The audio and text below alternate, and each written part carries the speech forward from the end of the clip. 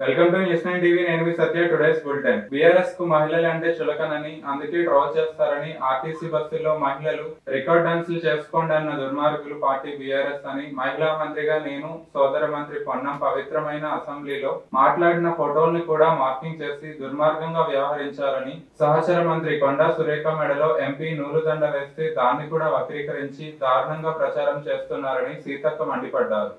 TRS party ఆడవాళ్ల పైన, అది గ్రామీణ మహిళలు, బస్సులలో ఎక్కే మహిళలు క్యాబరెట్ డాన్సులు చేసుకోండి, రికార్డ్ డాన్సులు చేసుకోండి అన్నటువంటి దుర్మార్గులు మరి మొన్నటికి మొన్న నేను, నాకు సోదరుడు, నేను రాఖీ కట్టే సోదరుడు పొన్నమన్న, మరి అదే విధంగా ఇంకో మా రాజ్ ఠాకూర్ ఎమ్మెల్యే గారు అత్యంత పవిత్రమైనటువంటి అసెంబ్లీలో మేము కూర్చున్న ఫోటోలను కూడా మార్పింగ్ చేసి అత్యంత దుర్మార్గంగా వివరించారు. నిన్న మా జిల్లా సోదరిమణి కొండా సురేఖ మంత్రి గారు అక్కడ ఒక ఎంపీ గారు మెడలో ఆమెకు దండేసిండు, కండువ చేనేత నూలు దండేసిండు. దాన్ని షాదీ కళ్యాణం లక్ష్మి పంచిర్రు అని ఇట్లా అట్లని ఒక సెటైర్లు. ఎంత దారుణం అంటే, ఆడవాళ్లంగా రాజకీయాలలో ఉండాలా వద్దా, అసలు ఏం చేస్తే కరెక్ట్, ఏం చేయకుండా మా పని మేము చేసుకున్నాం, మమ్మల్ని వెంటబడి వేధిస్తోంది బీఆర్ఎస్ పార్టీ. అరే మీ ఇళ్లలో ఆడకూతురు లేరా? ఇంత దుర్మార్గంగానా? నిన్న మొన్న కూడా సీఎం కుటుంబాన్ని, వాళ్ళ పిల్లలను అట్లా వేధిస్తా ఉన్నారు. అంటే వీళ్ళు మనుషులు కాదా? అసలు ఏం నేర్చుకున్నారు టీఆర్ఎస్ పార్టీ నాయకులు, బీఆర్ఎస్ పార్టీ బికారుల నాయకులారా? మీరు ఏం నేర్చుకున్నారని నేను అడుగుతా ఉన్నా. ప్రతి దాంట్లో మార్పింగ్ చేయడం లేదా సెటైర్లు చేయడం అత్యంత అవమానకరంగా ఆడవాళ్ల మీద. మీ ఇంట్లో ఏం చేసిరో దేశానికి అంతా తెలుసు, కానీ అయినా కూడా మేము ఆడకూతురుగా మేము మాట్లాడలే ఆ సబ్జెక్టులు. ఈ రోజు మరి మొన్నటికి మొన్న ఒక ఎమ్మెల్యే ఇగో గాజులు వేసుకొని అంటారు, గాజులు వేసుకున్న వాళ్ళందరూ ఇక్కడ పనికిరాట, వీళ్ళందరూ మరి ఎన్నో పనులు చేస్తున్నారు, అద్భుతాలు సృష్టిస్తున్నారు, ఈ దేశాన్ని ఏలిరు, ఇవాళ ప్రపంచాన్ని ఏలుతున్నారు. కానీ ఆడవాళ్ళంటే ఇంత చులకన భావం, ఇంత దురహంకారం అటువంటి భావము. అదే విధంగా యాక్టివ్ గా పనిచేసేటువంటి మహిళా మంత్రుల మీద, మహిళల మీద, గ్రామీణ మహిళల మీద ఒకప్పుడు ఫ్యూడల్ వ్యవస్థ ఉండే. ఇట్లాంటి కరీంనగర్ జిల్లాలలో గాని మన జిల్లాలో గాని 30-40 ఏళ్ల కింద 50 ఏళ్లకు వస్తే వాళ్ళ మీద అనేక దుష్ప్రచారాలు చేసి భర్తలను తాగిచ్చి కొట్టించినటువంటి సందర్భాలు అవన్నీ కూడా బయట ఎదుర్కొని ఈరోజు మహిళలు, లక్షలాది మంది మహిళలు సంఘాలుగా ఏర్పడి కుటుంబాలను చూసుకుంటున్నారు, ఉద్యోగాలు చేస్తున్నారు, ఊర్లు ఏళ్తున్నారు, ఊర్లలో ప్రజాప్రతినిధులు ఉన్నారు, రాష్ట్రాలు జిల్లాలు ఏళ్తున్నారు. కానీ బీఆర్ఎస్ లో ఉన్నటువంటి దుర్మార్గమైనటువంటి ఫ్యూడల్ భావజాలం మాత్రం ఆడోళ్లను, ఆడ కూతుళ్లను అత్యంత అవమానకరంగా మరి ట్రోల్ చేసి 1000 ఏళ్లు వెనుకకు నెట్టాలి, మళ్లీ దొరతనమే ముందుండాలనేటువంటి దుష్ట సాంప్రదాయాన్ని వాళ్ళు సోషల్ మీడియాల ద్వారా ప్రచారం చేస్తారు. సమాజంలో ఉన్నటువంటి మహిళలందరూ కూడా ఆలోచించండి. అదేవిధంగా ఆడబిడ్డల్ని కన్నా తల్లిదండ్రులు గాని, సపోర్ట్ చేసే మా అన్నదమ్ములు కూడా ఆలోచించి ఈ బీఆర్ఎస్ పార్టీ చేస్తున్నటువంటి ఇలాంటి దుష్ప్రచారానికి చెక్ పెట్టాలి. ఆమె ఒక ఇన్ఛార్జ్ మంత్రిగా పోతే, ఒక ఎమ్మెల్యే ఒక దండేస్తే, దాన్ని ఒక ఎంపీ దండేస్తే దాన్ని కూడా అత్యంత దుర్మార్గంగా నీచంగా ప్రచారం చేస్తున్నారు. మీకు అక్క చెల్లెలు లేరా? మీకు బిడ్డలు లేరా? మీ ఇంట్లో అమ్మలు లేరా? ప్రతి ఒక్కరు తప్పు చేసిన వాళ్ళు ఉంటే తప్పు మాట్లాడితే కదా, ఇట్లాంటి వాటిని కూడా ఈ రకంగా మాట్లాడితే ఆడవాళ్ళు ఇంకా రాజకీయాల్లోకి రాగలుగుతారా? కనీసం ఇప్పటికే పని ప్రదేశాలలో అక్కడ ఇక్కడ సమాజంలో లైంగిక వేధింపులు, అత్యాచారాలు, హత్యలు జరుగుతున్నాయి. దాన్ని అరికట్టాలని మనం మాట్లాడుతూ ఇవాళ ముందుకొచ్చేటువంటి మహిళల మీద ఈ రకంగా ట్రోల్ చేసి అవమానించి కుటుంబాల మధ్య చిచ్చులు పెట్టేటువంటి దుర్మార్గులారా, బీఆర్ఎస్ పార్టీ నాయకులారా, బుద్ధి తెచ్చుకోండి. ఈ సమాజము ఈక్వాలిటీ కోరుతుంది, సమానత్వం కోరుతుంది. మొన్నటికి మొన్న మేము ఏమనలే. అరే బస్సులలో, ఇప్పుడు బస్సులలో కూర్చున్నోళ్ళు ట్విట్టర్, ఆయన అయితే ట్విట్టర్ పెట్టుకోవచ్చు అంట, ఏది సెల్ ఫోన్ వాడచ్చు. మరి వాళ్ళ చేతులు ఏదో పని ఉన్నది, సంచులు ఉన్నది, ఇట్లా వాళ్ళ బస్సు ఇట్లా వాళ్ళు కూర్చొని ఏదో పని చేసుకున్నారు. ఎవరికి ఆటంకం లేనప్పుడు ఏం ప్రాబ్లం? ఎవరికైనా అవమానకరంగా డాన్సులు చేసుకోండి, కుటుంబాలు డాన్సులు చేయండి. దీనికును నేను అన్నదానికి ఏమన్నా పొంతన ఉన్నదా? అయ్యే ఖాళీగా ఉన్నప్పుడు కూర్చుంటారు, చేతిలో ఏదో పని ఉంటుందో కాగితం ఉంటుందో రాసుకుంటారు, చదువుకుంటారు. మరి ల్యాప్టాప్ ఓపెన్ చేస్తారు. ఆడ కూతుర్లు ఉద్యోగాలు చేసి కూరగాయలు కొనుక్కొని పోయేటప్పుడు ఏంటన్నా అరే వాళ్ళ ఒళ్ళో పెట్టుకొని ఒలుసుకుంటారు కావచ్చు. దాన్ని కూడా ట్రోల్ చేశారని మేము మాట్లాడితే క్యాబరెట్ డాన్సులతోటి, రికార్డుల డాన్సులతోటి పోల్చారు. నిన్నటికి మొన్ననేమో నా మీద అసెంబ్లీలో మా అన్న మా సోదరుడు రాఖీ కట్టించుకొని పాదాభివందనాలు చేస్తాడు. అట్లాంటి వాళ్ళ మీద కూడా మార్పింగ్ చేసిండు. ఇవాళ కొండ సురేఖ మీద అసలు మొన్న మేయర్ మా విజయలక్ష్మి గద్వాల విజయలక్ష్మి మేయర్ మీద అరే ఎక్కడికన్నా పోతే ఇట్లా నెట్టుకుంటారు కావచ్చు, సెకండ్ ఇచ్చుకుంటారు కావచ్చు, మాట్లాడుకుంటారు కావచ్చు. ఇంత దుర్మార్గమా? అసలు ఎటుపోతుంది ఈ సమాజం? ఈ బీఆర్ఎస్ పార్టీ ఎటు తీసుకుపోతుంది? 1000 ఏళ్ళు వెనుకపోవాలన్నా ఆడవాళ్ళు ఇంకా బయటికి రావద్దా? పని చేసుకోకూడదా? రాజకీయాలు చేయకూడదా? ఉద్యోగాలు చేయకూడదా? ఊళ్ళు వేయకూడదా? సర్పంచులు ఎంపీటీసీలు ఎంపీపీలు కాకూడదా? మంత్రులు కాకూడదా? తెలియజేయాల్సినటువంటి అవసరం ఉంది. బీఆర్ఎస్ పార్టీ వీటన్నిటికీ క్షమాపణ చెప్పాలని డిమాండ్ చేస్తా ఉంది. హైదరాబాద్ కలెక్టరేట్ ముందు మూసీ పరివాహక ప్రాంతం బాధితుల ఆందోళనలో పాల్గొన్న సిపిఎం నేతలు, ప్రజా సంఘాలు.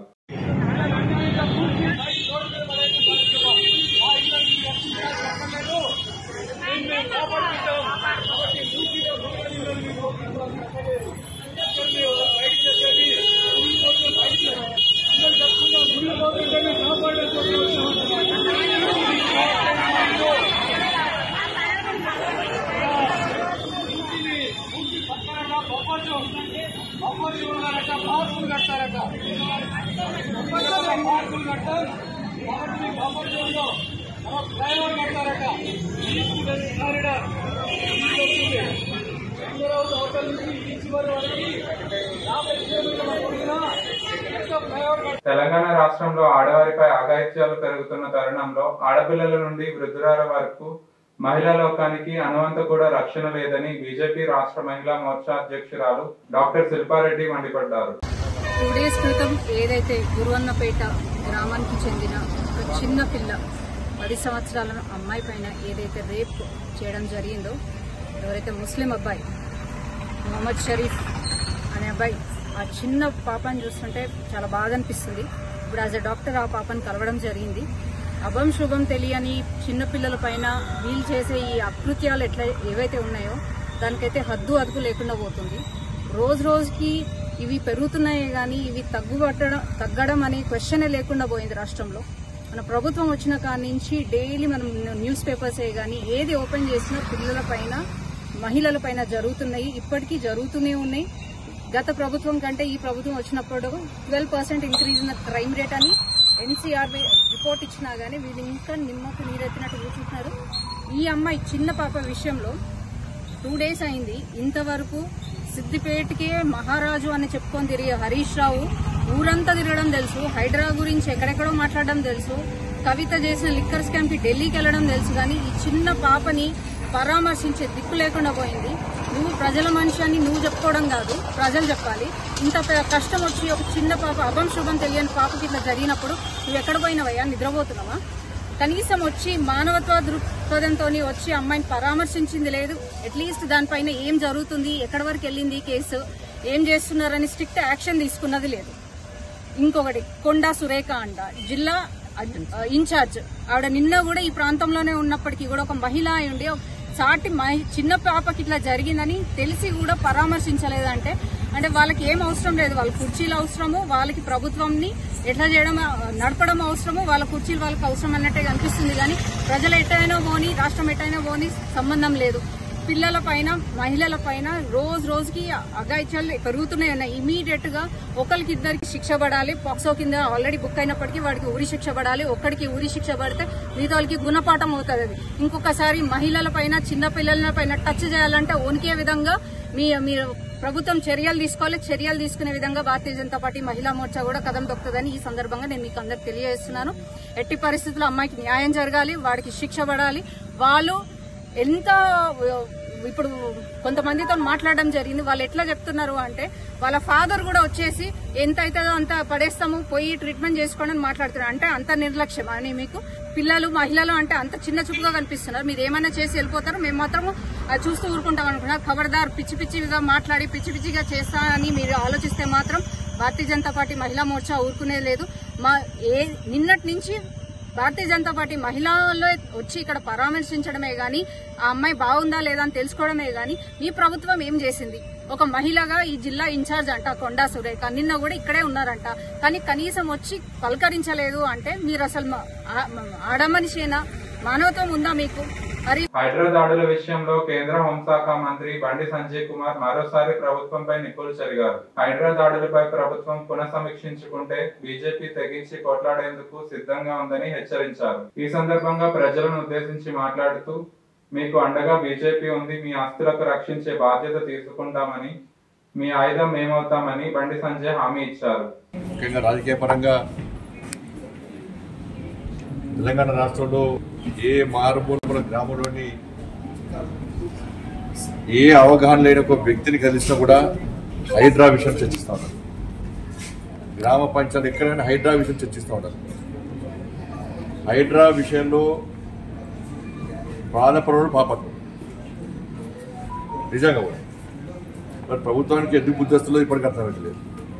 సోషల్ మీడియా ద్వారా ప్రత్యక్షంగా పరోక్షంగా ప్రజల నుంచి విమర్శలు వస్తున్నప్పుడు కూడా, ప్రజల నుంచి వ్యతిరేకత వస్తున్నప్పుడు కూడా ప్రభుత్వము అధికారులతో పత్రికా విలేకరుల సమావేశాలు పెట్టించి వార్నింగ్లు, హెచ్చరికలు జారీ చేసేటువంటి స్థాయికి దిగజాడం ఇంతకంటే మూర్ఖత్వం ఇంకోటి కాదు.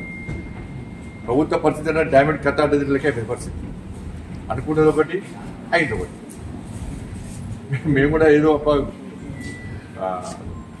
ఉద్ధరిస్తారవచ్చు అని చెప్పి మేము కూడా మొదట్లో భావించాం. మేము కూడా ఒక పెద్ద బిల్డింగ్ కొట్టి మిగతా కూడా ఒకటి ఇంద్రమ్మ రాజ్యం అంటున్నాడు. మళ్ళా ఏమి ఇంద్రమ్మ రాజ్యం?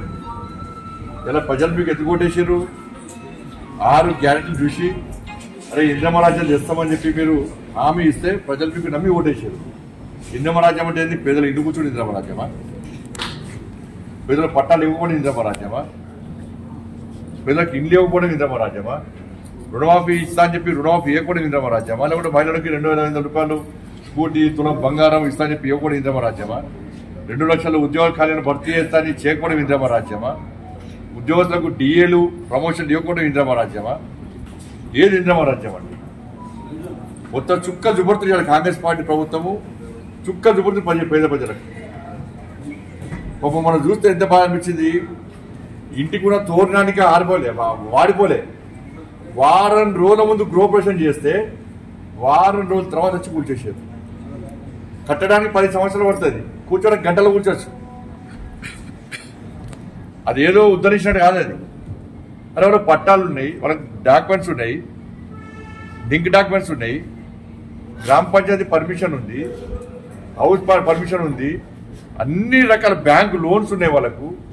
అన్నీ ఉన్నప్పుడు కూడా ఎవడో అమ్మిండు, మళ్ళీ మధ్యలో ఇంకైనా ఉండరు పాపం. ఇంకా ఇప్పుడున్న పొజిషన్ వల్ల నష్టపోతున్నారు వాళ్ళు. వాళ్ళందరూ ఇప్పుడు ఉన్న వాళ్ళందరూ కష్టపడి ఏదో కూలీనాలు చేసుకోవడం, ప్రైవేట్ చిన్న చిన్న ఉద్యోగాలు చేసుకోవడం, ఇక స్థిరపడదామని వచ్చిన తప్ప ఎవరు దాని బలిసిన ఇవ్వలేరు. దాని కిరాయికి ఉన్న వాళ్ళు కూడా రాత్రి చెప్పకుండా మొత్తం ఇల్లు కూల్చేస్తే వాళ్ళు ఏడుకోవాలి.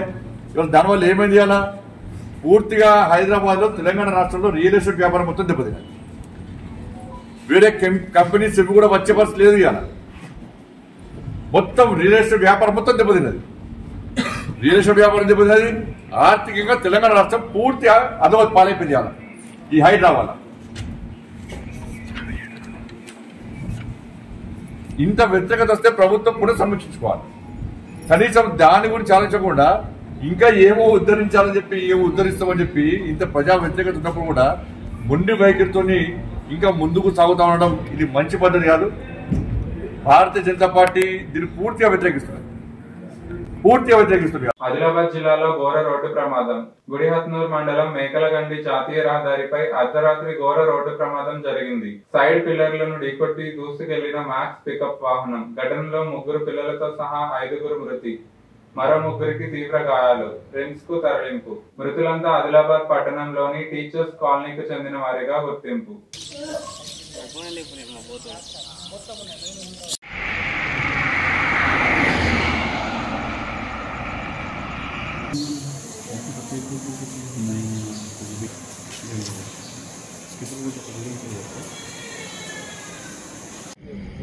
हमारे ना यहाँ पे कौन सामने सामने कुछ भी नहीं है, ब्लड वगैरह। हाँ शायद मैं खाऊंगा बच्चा।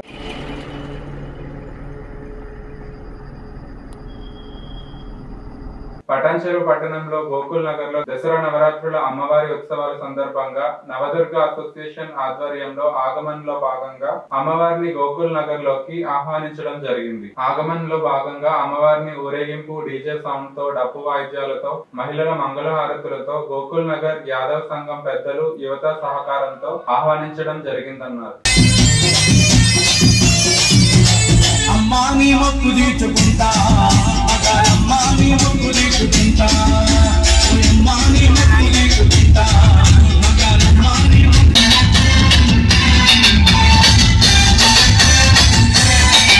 తల్లికి దండాలు, పూజమ్మ తల్లికి శరణాలు శరణాలు.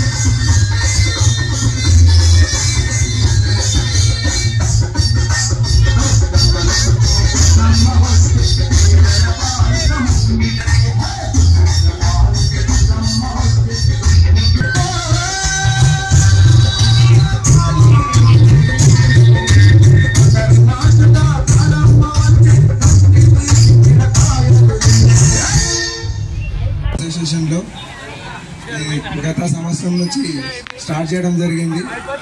మన కాలనీలో ప్రతి ఏడాది ఇలాగే ఉంటుంది. మన కాలనీ వాసులు అందరూ సపోర్ట్ చేస్తున్నారు చాలా బాగా. అలాగే ఉండాలని ఎల్లవేళలా తల్లి ఆశీర్వాదము ప్రతి ఒక్కరికి ఉండాలని, ప్రతి ఒక్కరు ఇలాగా ఉండాలని కోరుకుంటున్నాను. సహకరించిన ప్రతి ఒక్కరికి ధన్యవాదములు పేరు పేరున.